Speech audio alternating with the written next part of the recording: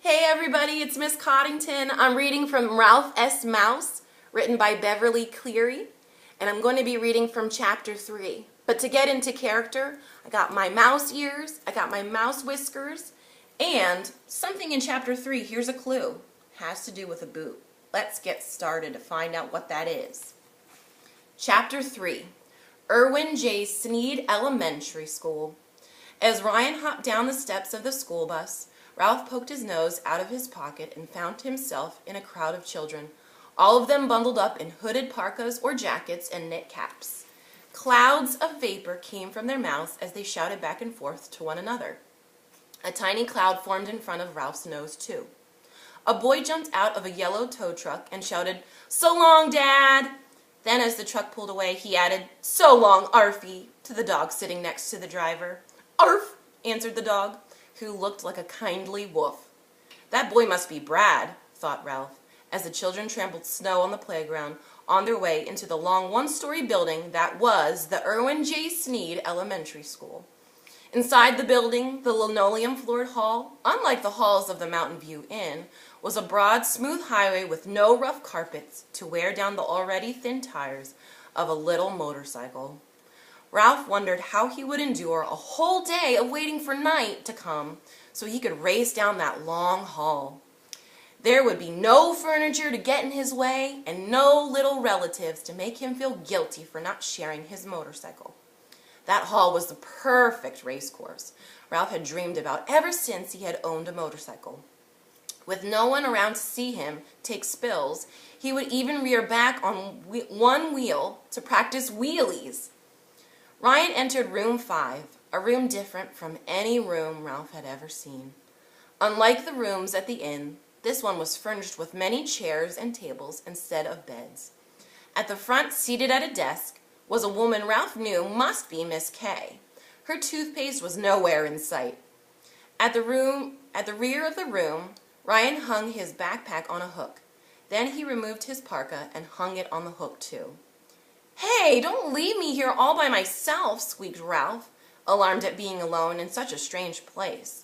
"Take me with you." "Promise you'll stay out of sight?" whispered Ryan out of the corner of his mouth. "Sure," agreed Ralph. Ryan started to poke Ralph into the pocket of his jeans until Ralph objected. "Hey, not here. This place is too tight. You'll squash me when you sit down." "Sorry," said Ryan, and he dropped Ralph into the breast pocket of his plaid flannel shirt. No sooner had Ryan sat down at the table than he and the rest of room 5 stood up again to recite some words about a flag and something about liberty and justice for all. Whatever it was, Ralph hoped mice were included too. Ryan sat down and began to shuffle books and papers while Miss Kay talked about numbers. Ralph tried to listen above the steady lub-dub, lub-dub of Ryan's heart, but soon he grew bored. Ryan's shirt was new and the flannel still fuzzy. Ralph nipped a hole in the front of the pocket for a better view, and then, lulled by the muffled lub-dub, lub-dub, and the steady rise and fall of Ryan's chest, he fell asleep as if he were being rocked in a cradle. Because a heart does not strike the hours like a clock, Ralph slept until recess and again until lunchtime, when Ryan remembered to slip a bit of sandwich into the pocket for his lunch. Sometime in the afternoon, Ralph awoke feeling hot, cramped, and restless. Maybe no one would notice if a small brown mouse poked his nose out for a breath of air. After a few whiffs, Ralph stuck his head all the way out to see what was going on. All heads except one were bent over papers on the tables. One girl was chewing her pencil and staring into space. "That's funny," thought Ralph. "I didn't know people gnawed things too." Unexpectedly, the girl turned her head and looked straight at Ralph. Then she tapped another girl on the shoulder and pointed. Too late. Ralph ducked back into the pocket. He heard the girls whispering, and soon others were whispering too. "Oh, oh," thought Ralph, both feeling guilty and doomed. He had broken his promise to stay out of sight. He was in trouble. Miss Kay spoke. "Melissa, is something disturbing you?" she asked. Melissa, thought Ralph. So that's the girl whose boot I'm supposed to live in. Not Not exactly, Miss Kay, answered Melissa. There seems to be something going on that I don't know about, persisted Miss Kay. Won't someone let me in on it? I thought I saw something move in Ryan's pocket, admitted Melissa. Ryan, do you have something you wish to share with the class? Asked Miss Kay. Ralph squeezed himself into a corner of the pocket as Ryan's heart began to beat faster, or rev up, as Ralph thought of it. No, not exactly, Ryan told his teacher. The class began to speak. Yes, he does. He does too. I saw something, and it moved. Ralph dug his claws into the flannel shirt as Miss Kay said, Ryan, why don't you come to the front of the room and let us see what it is? Ralph started to chew through the side of the pocket closest to the heartbeat. As Ryan walked to the front of the room, he reached into his pocket, grasped Ralph by the tail, and dragged him clawing and struggling out of the pocket. Ooh, Ralph was so angry at this treatment, he was squeakless. When Ryan set him on the palm of his hand, he turned his back to the class and sat quivering with rage and terror. What a beautiful mouse, said Miss Kay, who was young and enthusiastic and eager to give her pupils learning experiences. Class, gather around for a better look. I'm beautiful, thought Ralph. No adult or child, for that matter, had ever described him as beautiful. Far from it. Look at his perfect little paws, said Miss Kay. Ralph looked too as the class left their seats to crowd around. His paws looked like ordinary mouse paws to him, but now that she mentioned it, maybe. And his lovely little ears, continued Miss Kay. Oh, breathed the children, he's cute. He's really neat. He's darling. Well, what do you know? Ralph perked up and stopped quaking. Shyly, he turned to face the class. One member of room 5, however, did not admire Ralph. He's just your standard brown mouse, said Brad. There are plenty more like him. Where did you get your mouse, Ryan? Asked Miss Kay. At the hotel where I live, exclaimed Ryan. He's a very smart mouse. His name is Ralph. Well, what's his last name? Someone asked. Mouse, answered Ryan. His name is Ralph S. Mouse. The S stands for smart. May I hold Ralph? Asked Miss Kay, and Ralph found himself transferred to a softer, cleaner hand. He sat up and began to groom his whiskers. Always a good performance. He could see that Ryan was so happy to be receiving so much attention from his classmates. "Aw," breathed the class again. "Look at him. He washes like a little cat." "Such a tiny scrap of life," said Miss Kay. "He's a little miracle."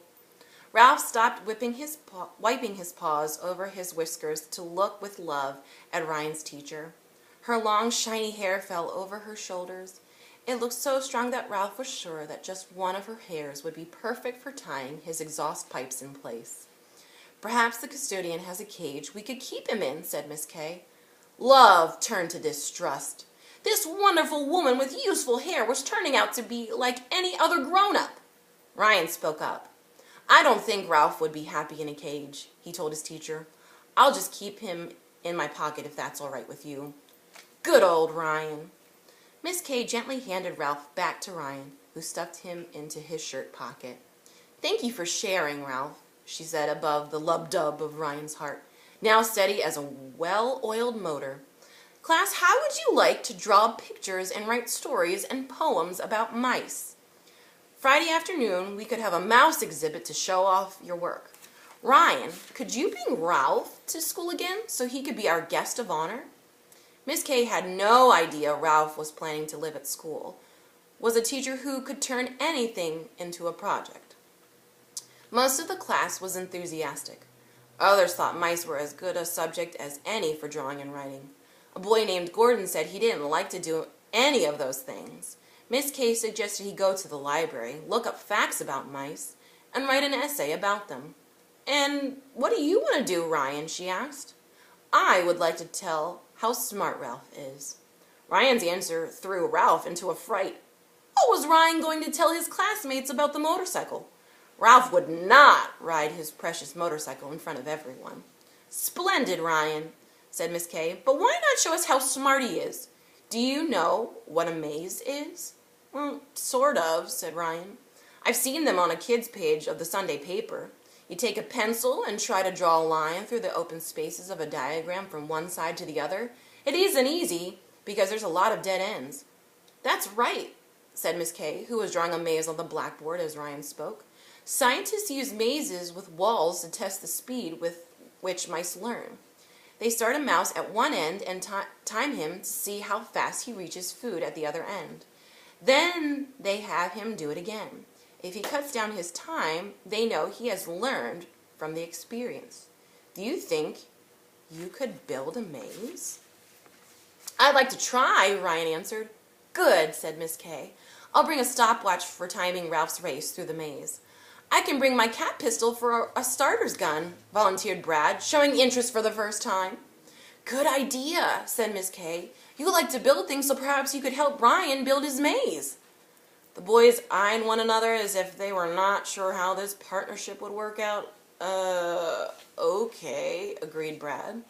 So it happened that Ralph was not only a learning experience for Room 5, he has to have a learning experience of his own. He was not sure he liked the idea, especially the part about the starter's gun. What if he couldn't run through the maze faster the second time? What if he couldn't find the food the first time? What if he turned out to be stupid? Of course I'm not stupid, thought Ralph, as he tried to make himself comfortable in Ryan's pocket once more. I mean, I can ride a motorcycle, can't I? He began to have doubts again, and doubt turned to anger. His intelligence or stupidity was nobody's business but his own. Well, the last bell rang, and Ryan went to the back of the room to collect his parka. Ralph poked his nose out of the shirt pocket. I'm not going to do it, he squeaked at Ryan. I'm not going to run any maze just because you said so. Sure you are, said Ryan out of the corner of his mouth, so no one would notice he was talking to Ralph. I'm new in this school, and nobody paid attention to me until I pulled you out of my pocket. You have to run the maze. Ralph became stubborn. No, I don't, he contradicted, and you can't make me. Ryan ignored this remark. Do you want me to change your mind about staying here? You can go back to the inn with me.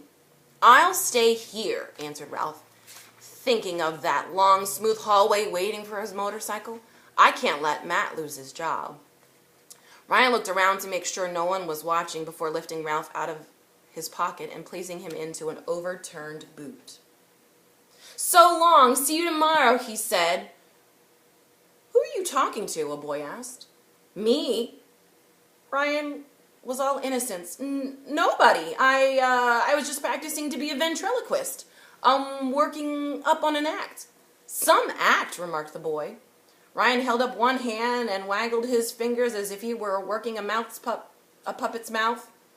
What did one dandelion say to the other dandelion? He asked in a squeaky voice without moving his lips. I don't know, he said in a normal voice.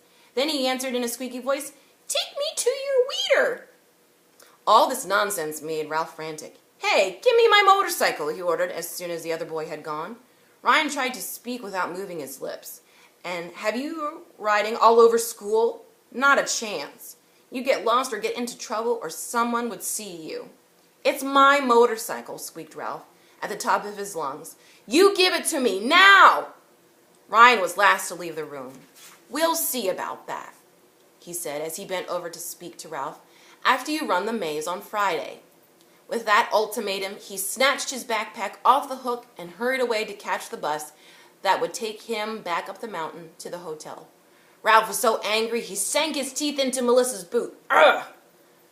It was a nasty taste, half rubber, half dust.